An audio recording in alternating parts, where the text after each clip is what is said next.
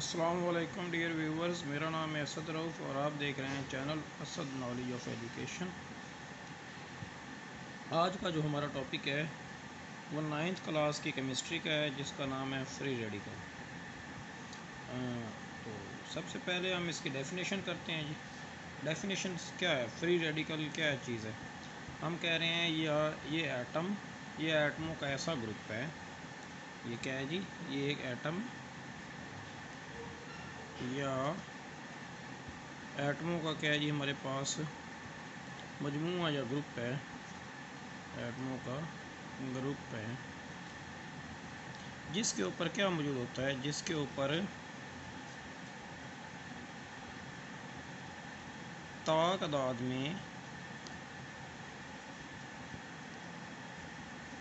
Electrons पाए जाते हैं या इलेक्ट्रॉन्स मौजूद होते हैं।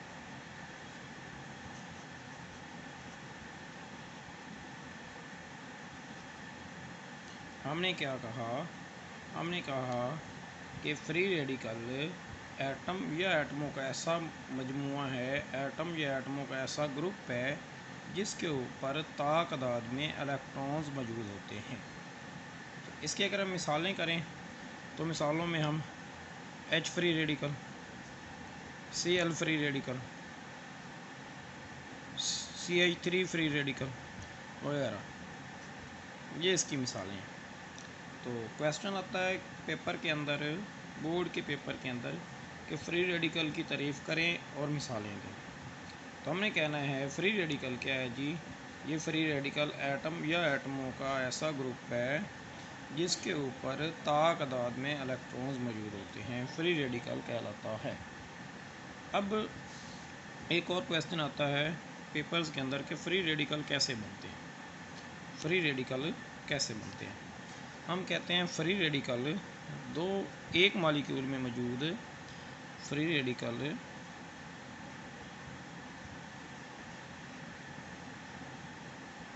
मॉलिक्यूल में मौजूद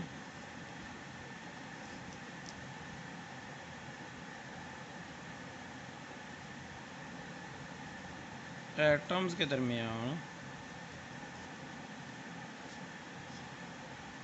इलेक्ट्रॉन्स की मुसावियाना तकसीम से बनते हैं।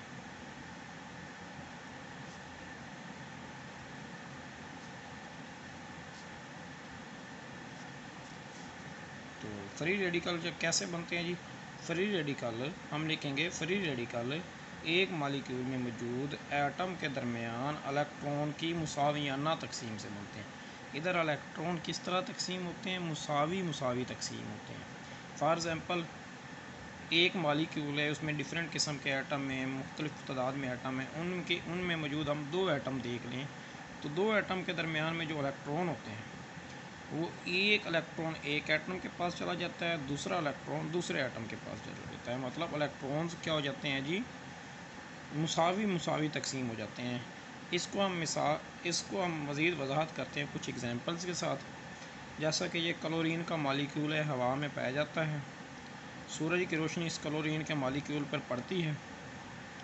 जैसे ही सूरज की रोशनी इसकी पड़ती है, क्लोरीन और क्लोरीन के दरमियान में एक कोवेलेंट बॉन्ड होता है, और हम जानते हैं कोवेलेंट बॉन्ड के अंदर कितने इलेक्ट्रॉन होते हैं, दो इलेक्ट्रॉन मौजूद होते हैं एक कोवेलेंट बॉन्ड के अंदर।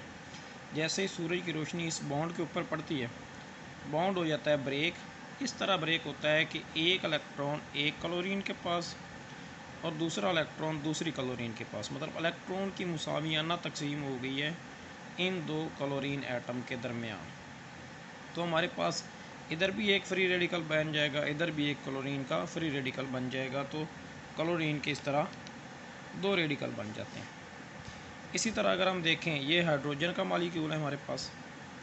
हाइड्रोजन के मॉलिक्यूल के ऊपर जब सूरज की रोशनी पड़ती है, इसी तरह हाइड्रोजन के अंदर भी सिंगल कोवेलेंट बॉन्ड मौजूद होता है। तो जैसे ही इसके ऊपर क्या पड़ती है, सूरज की रोशनी पड़ती है, तो ये कोवेलेंट बॉन्ड टूट जाता है। इस तरह टूटता है कि एक इलेक्ट्रॉन एक हाइड्रोजन के पास चला जाता है और दूसरा इलेक्ट्रॉन दूसरे हाइड्रोजन के पास चला जाता है। इस तरह जो इलेक्ट्रॉन की मुसावियाना तकसीम हो जाती है दो हाइड्रोजन के एटम। तो इस तरह हमारे पास दो हाइड्रोजन के फ्री रेडिकल बनते हैं। अब एक और मिसाल देखते हैं, ये मीथेन की है। अब देखिए मीथेन में कितनी एक कार्बन होती है और वो एक कार्बन 4 हाइड्रोजन से इस तरह मिली होती है। 4 उसने सिंगल बॉन्ड बनाए होते हैं हर हाइड्रोजन के साथ। ये कार्बन है, इसने इस कार्बन के साथ सिंगल बॉन्ड बनाया हुआ है। ये वही कार्बन इसने एक और हाइड्रोजन के साथ, वही कार्बन है इसने एक तीसरे हाइड्रोजन के साथ, ये कार्बन है ये चौथे हाइड्रोजन के साथ इसे सिंगल बॉन्ड दिया। जैसे ही सूरज की रोशनी उसके ऊपर पड़ेगी, फॉर एग्जांपल ये सूरज की रोशनी इसके ऊपर पड़ी है जी, ये सूरज की रोशनी इसके ऊपर पड़ेगी तो ये यहाँ से बॉन्ड ब्रेक हो जाएगा। इस तरह ब्रेक हो जाएगा कि इसमें मौजूद जो 2 इलेक्ट्रॉन थे, फॉर एग्ज़ाम्पल ये पहला इलेक्ट्रॉन, क्योंकि एक इक्विवेलेंट बॉन्ड के अंदर 2 इलेक्ट्रॉन होते हैं, ये वाला बॉन्ड इधर आ जाएगा जी इलेक्ट्रॉन, और ये वाला इलेक्ट्रॉन इधर चला जाएगा। इस तरह ये जो मॉलिक्यूल ये CH3 फ्री रेडिकल बन जाएगा। ये हाइड्रोजन है जी, ये हाइड्रोजन के ऊपर फ्री रेडिकल बन जाएगा। इस तरह मीथेन ये CH3 फ्री रेडिकल अलग से बन जाएगा, हाइड्रोजन फ्री रेडिकल अलग से बन जाएगा। तो 2 फ्री रेडिकल इस तरह हमारे पास बन जाएंगे। तो अब एक क्वेश्चन आता है जी, रेडिकल। रेडिकल कहते हैं मॉलिक्यूलर आयन का दूसरा नाम रेडिकल है। आपने फ्री रेडिकल और रेडिकल में कंफ्यूज नहीं होना, एक ही डेफिनेशन नहीं लिख लेनी। पेपर में सिर्फ ये डेफिनेशन आ जाती है, रेडिकल की डेफिनेशन लिखें। तो रेडिकल की डेफिनेशन आए तो आपने लिखना है मॉलिक्यूलर आयन की डेफिनेशन। अगर फ्री रेडिकल की डेफिनेशन है तो ये वाली डेफिनेशन आपने लिखनी है। एटम या एटमों का ग्रुप जिसके ऊपर तादाद में इलेक्ट्रॉन मौजूद हों, फ्री रेडिकल कहते हैं। अगर आए अकेली रेडिकल की डेफिनेशन तो वो मॉलिक्यूलर आयन को दूसरे लफ्ज़ों में रेडिकल भी कहते हैं। तो फ्री रेडिकल और होता है, रेडिकल और होता है। नेक्स्ट एक क्वेश्चन आता है, बड़ा ही इंपॉर्टेंट है, ये लॉन्ग भी आता होता है, शॉर्ट भी आता होता है। क्वेश्चन क्या है, आयन और फ्री रेडिकल में फ़र्क। क्वेश्चन क्या है, आयन और फ्री रेडिकल में फ़र्क। तो हमने आयन और फ्री रेडिकल में फ़र्क कैसे लिखना है। सबसे पहले हमें आयन का पता होना चाहिए कि आयन के ऊपर आपने पीछे पढ़ा हुआ है कि कोई ना कोई चार्ज मौजूद होता है। आयन वो सी पिशी होती है जिसके ऊपर कोई ना कोई चार्ज मौजूद होता है। हम क्या लिखेंगे, आयन के ऊपर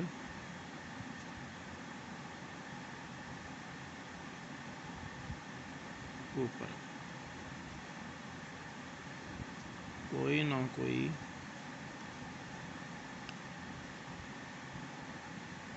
चार्ज मौजूद होता है।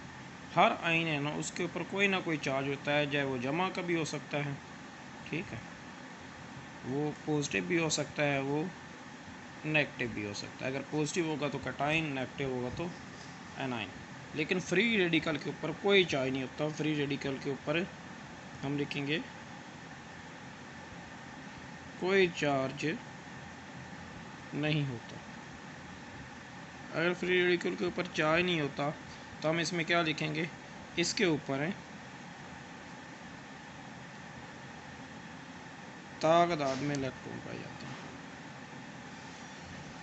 तादाद में इलेक्ट्रॉन पाए जाते हैं।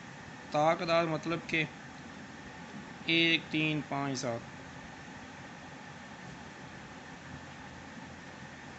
अगर हम इसके दूसरे डिफरेंस पे आएँ तो ये सोल्यूशन की हालत में रह सकते हैं, हवा की हालत में नहीं रह सकते। जो आयन है ये सिर्फ किधर पाए जाते हैं जी, सोल्यूशन की हालत में पाए जाते हैं। ये कहाँ पे किधर कैसे पाए जाते हैं जी, ये जो आयन है ये हमारे पास सोल्यूशन की हालत में पाए जाते हैं।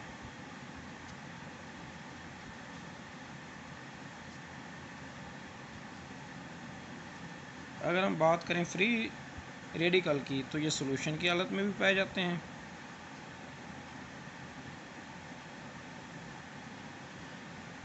और हवा में भी ये अज़दाना पाए जाते हैं। ये हवा में नहीं पाए जा सकते, सिर्फ सोल्यूशन की हालत में पाए जाते हैं। लेकिन अगर हम बात करें फ्री रेडिकल की तो ये हवा में भी पाए जाते हैं और सोल्यूशन की हालत में भी पाए जाते हैं। अगर हम इसके लास्ट वाले फ़र्क, आखिरी फ़र्क की बात करें तो हम कहते हैं कि जो फ्री रेडिकल है वो, सॉरी पहले हम आयन की बात करते हैं। हम कहते हैं कि ये जो आयन है ये क्या है जी, ये जो आयन है इनके बढ़ने के लिए, आयन के बढ़ने के लिए सूरज की रोशनी की ज़रूरत नहीं होती। सूरज की रोशनी की ज़रूरत मतलब सूरज की रोशनी हो ना हो, आयन के बढ़ने पर इसका कोई असर नहीं होगा। लेकिन फ्री रेडिकल जो है सूरज की रोशनी के बगैर बनना उनके लिए पॉसिबल नहीं है, नामुमकिन है। सूरज की रोशनी के बगैर ये नहीं बन सकते। सूरज की रोशनी की ज़रूरत होती है इसके लिए।